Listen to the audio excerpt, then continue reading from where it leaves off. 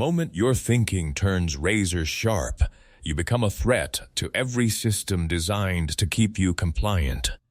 Clear sight unravels control.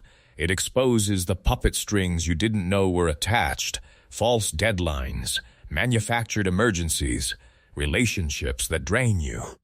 You stop begging for tables that weren't meant for you. Stop translating yourself for people who choose misunderstanding.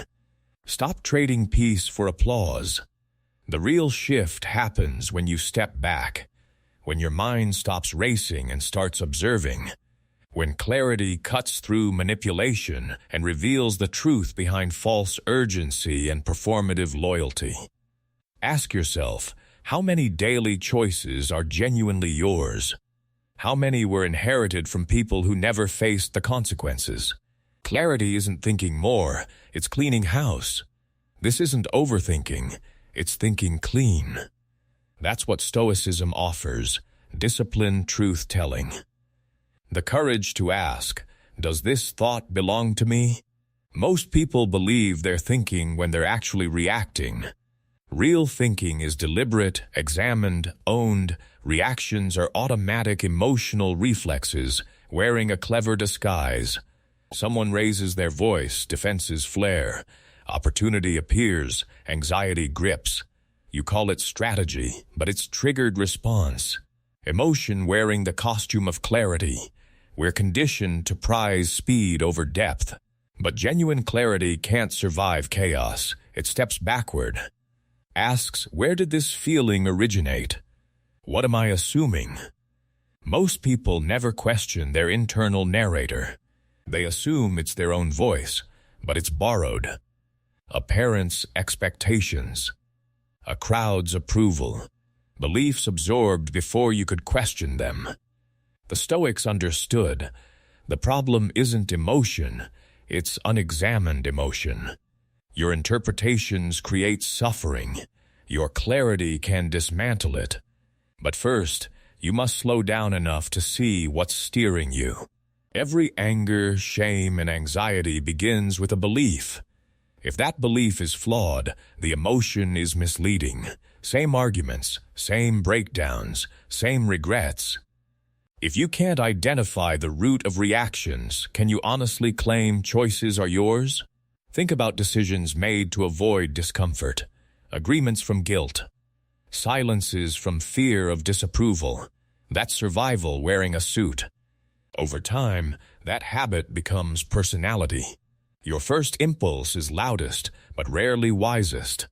What does authentic thinking look like? Resistance. Slowing down when everything accelerates. Facing the version of yourself still carrying old wounds, old programming. Clarity demands confrontation. You stop projecting reactions and start interrogating their source, not as punishment, but liberation.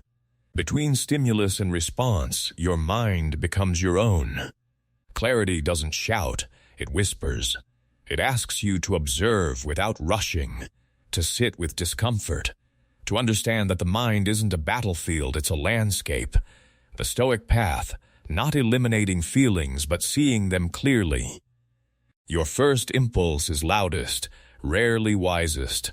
True thinking requires waiting, stepping back, responding with intention, not reflex. This isn't easy, but every time you choose awareness over autopilot, you build something unshakable. You carry clarity through chaos. Next time you feel urged to react, pause, ask, is this mine or inherited? Is this truth or habit? That moment could be the line between repeating your past and creating your future.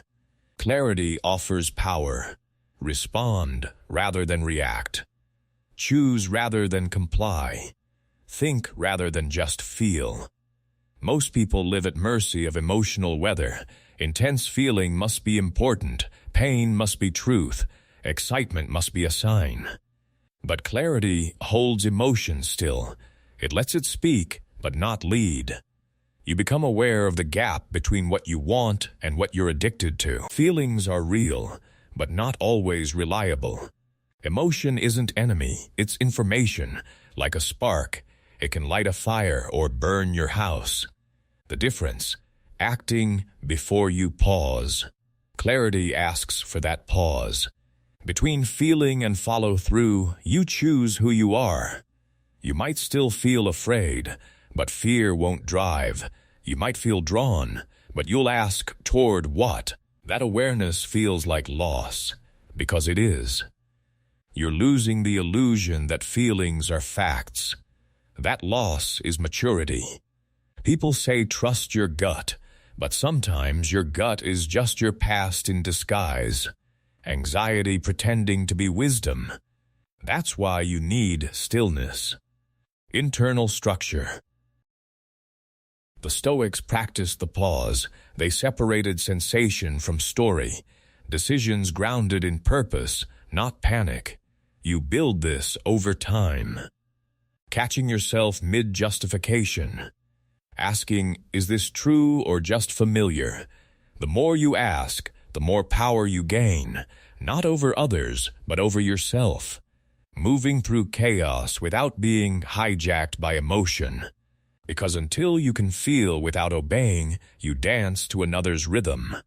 When you pause, feel, and choose, you become untouchable.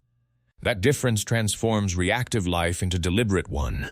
Makes decisions not just smarter, but sacred. Clarity isn't a feeling, it's a posture. Saying, I won't wait to be ready, I'll get ready by moving. The person who needs every answer never begins. The one who walks forward anyway builds a life deeply lived. Most information isn't to help, it's to keep you scrolling. Consumption isn't clarity, it dulls instincts, buries your voice under confident strangers. You hand over your compass to people who don't know your terrain.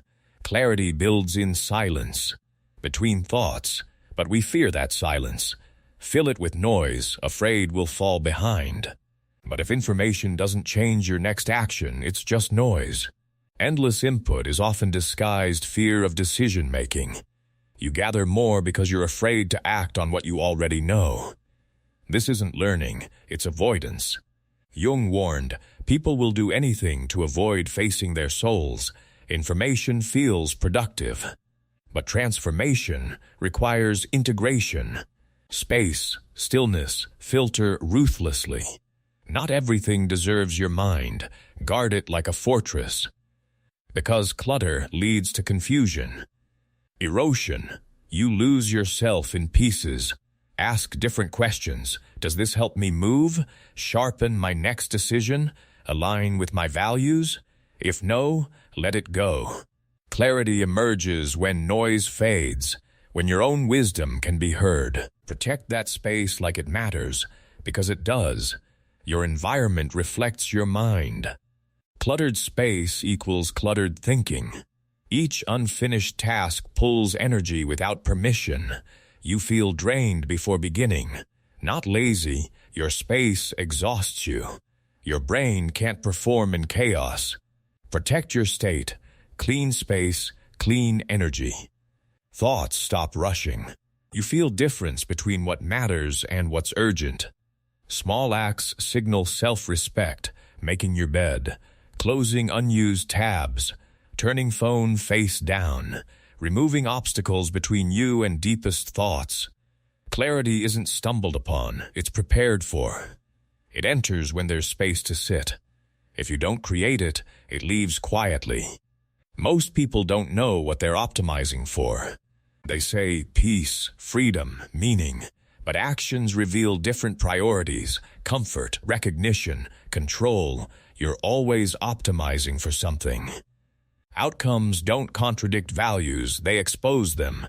You keep looping not because cursed, but because loyal to a self built to survive, not thrive.